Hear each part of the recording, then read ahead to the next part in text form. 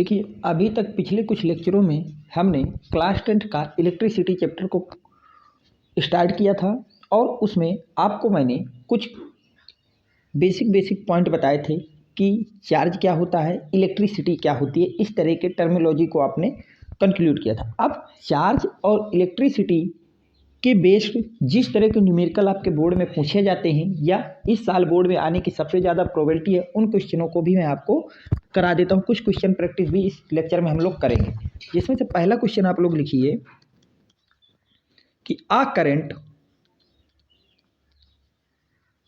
Of 150 milliampere flow through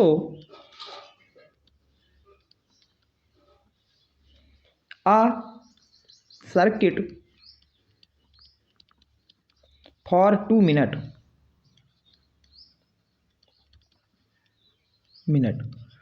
Find the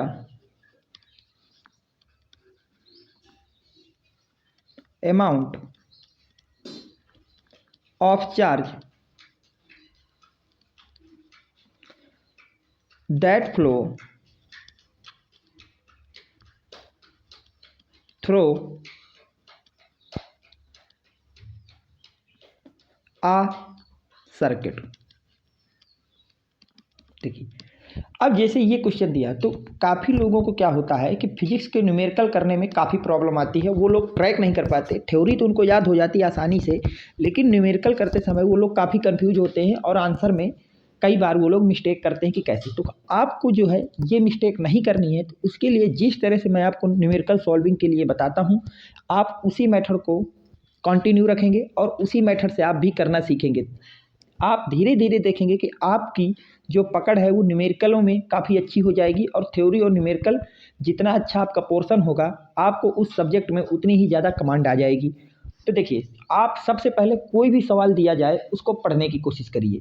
दिया है और जो चीज़ दिया है सबसे पहले उसको लिखते हैं। तो हमारा काम ये होगा, जब भी हम न्यूमेरिकल सॉल्विंग में जाएंगे तो सबसे पहले हम पूरे सवाल को पढ़ेंगे और उस सवाल से जो जो इन्फॉर्मेशन हमको निकल रही है उस चीज़ों को लिखेंगे। तो उसने बोला है कि a current of 150 milli ampere, उसने करंट बोल दिया है। तो करंट को आई से रिप्रेजेंट करते हैं, हमको सबको पता है, और उसने बोला है कि 150 मिली एम्पियर है। अब हम सबको ये बात जरूर पता होनी चाहिए कि करंट को हमेशा एम्पियर में रखते हैं। किस में रखते हैं? एम्पियर में। और इसमें किसने दिया है? मिली एम्पियर में दिया। तो आप तुरंत ही करंट को किस में कन्वर्ट करेंगे? एम्पियर में। तो मिली को हटाने के लिए किसी भी क्वांटिटी से अगर आपको मिली को हटाना है तो उस क्वांटिटी में 10 की पावर -3 से मल्टीप्लाई करना पड़ता है। तो क्या ये 150 इंटू 10 की पावर -3 एम्पियर हो जाएगा? याद रखना, किसी भी क्वांटिटी के सामने अगर आपको मिली हटाना है तो मिली को हटा के उसकी जगह 10 की पावर -3 रखते हैं। तो यहाँ से हमको करंट मिल गया कि 150 इंटू 10 की पावर -3 एम्पियर है। अब सवाल को थोड़ा आगे पढ़ते हैं। Flow through the circuit for 2 minute. अब उन्होंने टाइम दे दिया है कि इस सर्किट में जिसमें आपकी 150 मिली एम्पियर करंट फ्लो हो रही है वो कितने टाइम के लिए फ्लो की जा रही है? 2 मिनट के लिए। तो टाइम आपको दिया 2 मिनट। मैंने आपको बताया कि टाइम को हमेशा आपको किस में रखना है? सेकंड में। अगर सेकंड में रखना है तो मिनट को सेकंड में बदलने के लिए 60 का मल्टीप्लाई करते हैं। तो जब आप ऐसा करेंगे तो क्या यहाँ से टाइम इक्वल टू 120 सेकेंड आ जाएगा? ओके, देखते चलिए सही से। फिर आपसे पूछा क्या? Find the amount of charge. अब आपसे क्या पूछा भैया? चार्ज पूछा है। तो हमको ये पता है सवाल में आई दिया है, टी दिया है और क्यू पूछा है। अब इस सवाल में जो भी लिखा है उससे हमारा कोई मतलब नहीं, मैं उसको हटाता हूँ, थोड़ा सा स्पेस करता हूँ।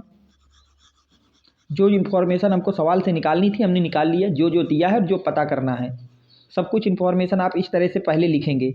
अब आप ये सोचिए कि करंट दिया है, टाइम दिया है, चार्ज पूछा है। तो क्या करंट का कोई ऐसा फार्मूला है या चार्ज का कोई ऐसा फार्मूला है या टाइम का कोई ऐसा फार्मूला है जिसमें ये तीनों रिलेट होते हैं? तो आपको पता है, वी नो डैट, हम ये जानते हैं, ये बहुत ही कॉमन फार्मूला होता है। तो ये तो सबको याद ही होता है कि जो करंट होती है आई, वो हमेशा क्यू बाई टी के बराबर होती है। सवाल में हमको क्यू निकालना है, तो अगर क्यू निकालना है तो क्या ये फार्मूला आई इंटू टी में चला जाएगा। अब जब आप वैल्यू पुट करेंगे, put the value, put all values. अब जब सारी वैल्यू आप रखेंगे तो क्यू की जगह तो निकालना ही है आई की जगह हम लोग रखेंगे 150 इंटू 10 की पावर -3, और जो आपका टी है, टी की जगह आप रखेंगे 120, और यूनिट क्या हो जाएगी? करंट की होती है एम्पियर और टाइम की है सेकंड, तो एम्पियर सेकंड हो जाएगी। अब अगले स्टेप में क्यू, अब इसको मल्टीप्लाई करेंगे आप लोग तो कितना आ जाएगा भैया? 12 का 15 से करेंगे तो 15 टू जा कितना होता है भैया, 15 टू जा होता है आपके पास 30, तो 30 आया, 3 से 15 वन जा 15, अब 15 3 18, ओके 180 और 2 1 3। तो यहाँ से आपका, और एम्पियर पर सेकंड की यूनिट को हम लोग कूलाम लिखते हैं, तो यहाँ से आ गया 18 कूलाम। तो चार्ज यहाँ से, अब जब आप इसका मल्टीप्लाई कर लेंगे तो वहाँ से चार्ज इक्वल टू आ जाएगा 18 कूलाम, और एम्पियर सेकंड को ही हम लोग कूलाम बोलते हैं, एम्पियर सेकंड को ही हम लोग क्या बोलते हैं भैया, कूलाम्स बोलते हैं। तो यहाँ से आपको वैल्यू मिल गई कि जो चार्ज है वो कितना होगा, इस सर्किट में 2 मिनट में 18 कूलाम चार्ज फ्लो होगा। ठीक है, इस न्यूमेरिकल को करिए। अगर इस न्यूमेरिकल को समझने में या किसी पॉइंट में कोई डाउट आ रहा है तो कमेंट बॉक्स में लिख करके आप पूछ सकते हैं।